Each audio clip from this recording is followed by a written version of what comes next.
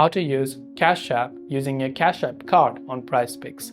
It's definitely possible to use Cash App as long as you have your Cash App card, be it virtual or physical card with you. So without any further ado or delay, let's get started with today's video. If you want to use Cash App on Prizepicks, it's fairly simple to do so, and there's a small trick. Now you can't directly just link your Cash App account on Prizepicks, but what happens is you need to have a Cash App card. And if you have a Cash App card, that card will act as a credit or debit card, and you can use that card as a payment method on Prizepicks. So make sure you've applied for the Cash App card, if not physical, at least a virtual card. Once done, go to prizepicks.com and make sure to log into your account by clicking the login button from the top right hand side and log into your account.